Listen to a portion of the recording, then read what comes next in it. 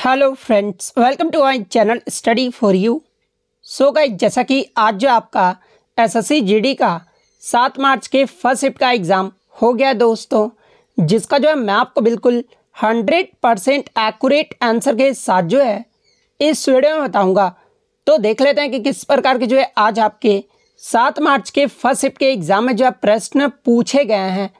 उससे पहले एक बात और दोस्तों, कि जिन्होंने भी अगर चैनल को सब्सक्राइब नहीं किया है तो एसएससी जीडी एग्ज़ाम से रिलेटेड पल पल की अपडेट के लिए जो है चैनल को सब्सक्राइब ज़रूर कर दीजिएगा। और बगल में ही आपको एक बेल आइकन यानी घंटे का निशान भी दिख रहा होगा, तो आप उसे भी जो है ज़रूर प्रेस कर दीजिएगा। तो चलिए वीडियो को स्टार्ट करते हैं।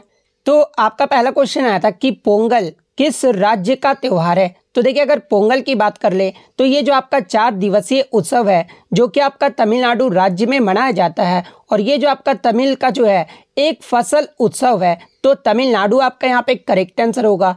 इससे प्रीवियस शिफ्ट में आपसे पूछा गया था कि जो ये आपका पोंगल जो त्यौहार तमिलनाडु राज्य में मनाया जाता है, ये किस फसल कटाई के दौरान मनाया जाता है। तो देखिए, इसमें जो आपका धान यानी चावल के दौरान जो है इस त्यौहार को मनाया जाता है। तो ये फैक्ट भी आपको ध्यान में रखना है। नेक्स्ट क्वेश्चन आपका यहाँ पर आता है कि नोबल गैस आवर्त सारणी के जो है निम्नलिखित समूहों में से किस समूह से संबंधित है। तो देखिए, नोबल गैस की बात कर ले तो ये जो आपका पीरियोडिक टेबल में 18वें समूह के अंतर्गत आता है, तो 18वां समूह आपका यहाँ पे करेक्ट आंसर होगा। इसके अलावा मैं आपको बता दूं कि नोबल गैस को जो है अक्रिय गैस भी जो है वो कहा जाता है, और इसमें जो आपके कौन कौन से एलिमेंट आ जाते हैं। तो देखिए, 18वें ग्रुप में जो है आपका helium, neon, argon, krypton, xenon और रेडॉन, ये सभी जो आपके नोबल गैस हैं। तो ये फैक्ट भी आप ध्यान में रखिएगा। इसके अलावा मैं आपको बता दूं कि ये जो आपका हीलियम गैस ये जो आपका हीलियम है ना, ये हाइड्रोजन के बाद ब्रह्मांड में दूसरा सबसे प्रचुर तत्व है। तो ये पॉइंट भी आप ध्यान में रखिएगा। नेक्स्ट क्वेश्चन आपका यहाँ पर था कि 2011 की जनगणना में जनसंख्या गणना के दौरान जो है कितने प्रश्न जो है वो पूछे गए थे। तो देखिए, 2011 की जनगणना में जनसंख्या गणना के दौरान जो है ये आपके टोटल 29 प्रश्नों को जो है वो पूछा गया था। तो 29 प्रश्न आपका यहाँ पे करेक्ट आंसर होगा। इसके अलावा 2011 की जनगणना की बात कर ले तो ये जो आपका स्वतंत्रता के बाद ये जो आपका 7वीं जनगणना था, और ओवरऑल जो ये आपका 15वीं जनगणना था। तो ये पॉइंट भी आप ध्यान में रखिएगा। नेक्स्ट क्वेश्चन आपका यहाँ पर था कि 12वीं पंचवर्षीय योजना का जो है मुख्य उद्देश्य पूछा गया था। तो देखिए, 12वीं पंचवर्षीय योजना की अगर अवधि की बात कर ले तो ये आपका 2012 से लेकर जो है 17 तक रहा था, और इसका जो मुख्य उद्देश्य है ना, ये आपका तेज, अस्थायी और अधिक समावेशी विकास प्राप्त करना था। तो ये उद्देश्य आपका यहाँ पे करेक्ट आंसर होगा। इसके अलावा मैं आपको बता दूं कि 12वीं पंचवर्षीय योजना का जो लक्ष्य है ना, ये आपका 8% की औसत आर्थिक विकास दर जो है वो हासिल करना था। तो ये फैक्ट भी आप ध्यान में रखिएगा। नेक्स्ट आपका यहाँ पर आया था कि वेद समाज की जो स्थापना है ना, ये कहाँ पर किया गया था। ये पूछा गया था कि वेद समाज की जो स्थापना है ना, ये कहाँ पर किया गया था। तो देखिए, वेद समाज की जो स्थापना है ना, ये केशव चंद्र सेन के द्वारा 1864 में जो है ये मद्रास में किया गया था। तो मद्रास आपका यहाँ पे करेक्ट आंसर होगा।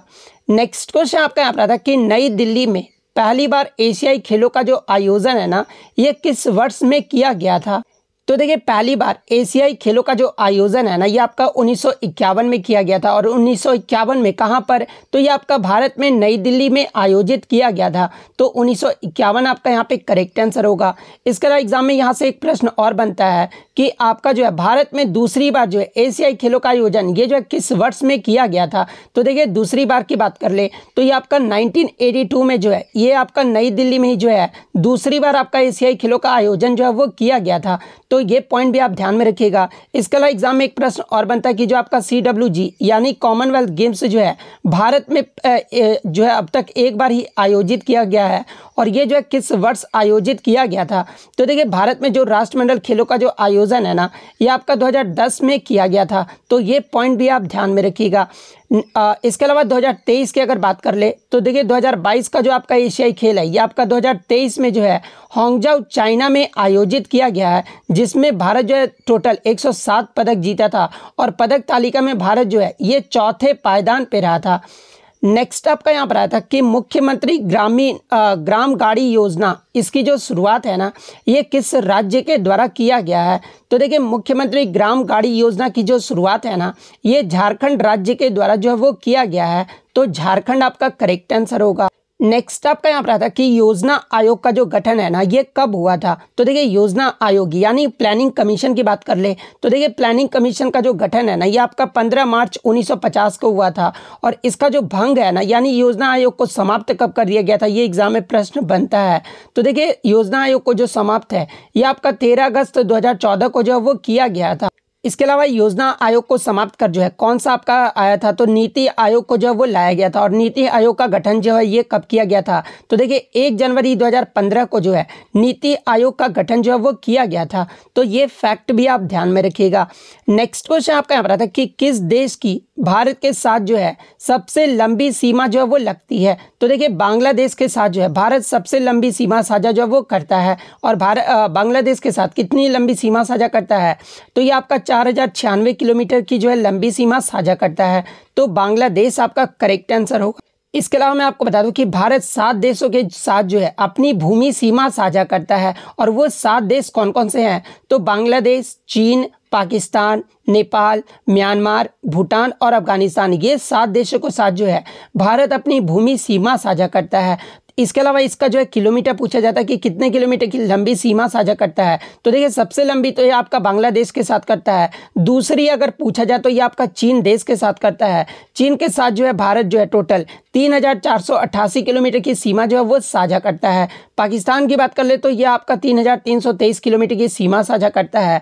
नेपाल के साथ आपका 1751 किलोमीटर की, म्यांमार के साथ आपका 1643 किलोमीटर की, भूटान के साथ 699 किलोमीटर की, और सबसे छोटी जो यानी सबसे छोटी जो सीमा साझा करता है ना, ये आपका अफगानिस्तान देश के साथ करता है, जो कि आपका 106 किलोमीटर करता है। तो ये पॉइंट भी आप ध्यान में रखिएगा। और इससे प्रीवियस शिफ्ट में आपसे पूछा गया था कि बांग्लादेश के साथ भारत के कौन से राज्य की सीमा जो है वो टच नहीं करती है? तो देखिए मैं आपको बता दूं कि बांग्लादेश के साथ भारत के टोटल 5 राज्य जो है सीमा साझा करते हैं। और वो 5 राज्य कौन कौन से हैं? तो पहला आपका असम, सेकंड आपका पश्चिम बंगाल, थर्ड आपका मिजोरम, फोर्थ आपका मेघालय और फिफ्थ आपका त्रिपुरा। ये 5 राज्य हैं जो बांग्लादेश के साथ अपनी सीमा साझा करते हैं। और ऑप्शन में आपका एक सिक्किम दिया गया था, तो सिक्किम के साथ जो है भारत बांग्लादेश की सीमा जो है वो नहीं साझा करता है। तो ये फैक्ट भी आप ध्यान में रखिएगा। नेक्स्ट क्वेश्चन आपका यहाँ पर आता है कि मध्य प्रदेश में कौन सी प्राचीन गुफा जो है वो स्थित है? तो देखिए मध्य प्रदेश में ये जो आपका भीमबेटका की जो गुफा है ना, ये आपका प्राचीन गुफा है। तो भीमबेटका आपका यहाँ पे करेक्ट आंसर होगा। इसके अलावा भीमबेटका की गुफा ये जो है मध्य प्रदेश के किस जिले में स्थित है? तो ये आपका मध्य प्रदेश प्रांत के रायसेन जिले में स्थित है। और ये किस प्रकार का स्थल है? तो ये आपका पूरा पाषाणिक आवासीय पूरा स्थल है। तो ये पॉइंट भी आप ध्यान में रखिएगा।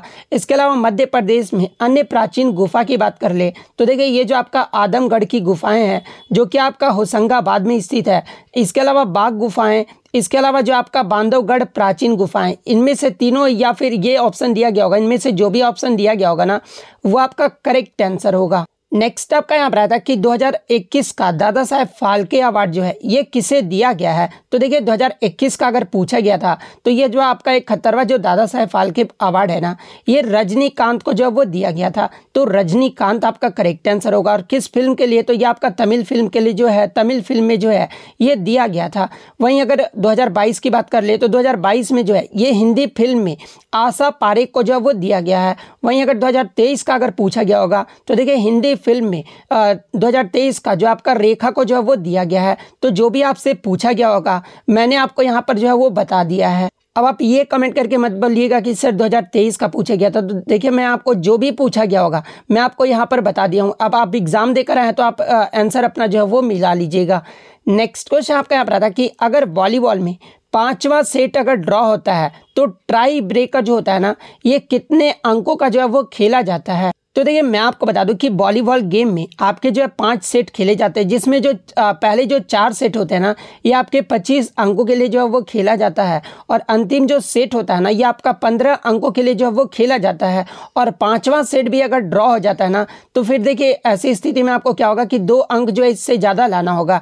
या तो आपको 15-15 अगर है तो फिर आपको 15-17 करना होगा, या फिर ऐसे है तो फिर आपको जो है 2 अंक जो है वो आगे निकलना है। तो ऑप्शन आपको क्या था, आप ये जो है कमेंट करके जरूर बताइएगा। अगर 2 अंक ऑप्शन में दिया गया होगा तो 2 अंक आपका करेक्ट आंसर होगा, या फिर 5वें सेट के बारे में पूछा गया था तो 15 अंक आपका करेक्ट आंसर होगा।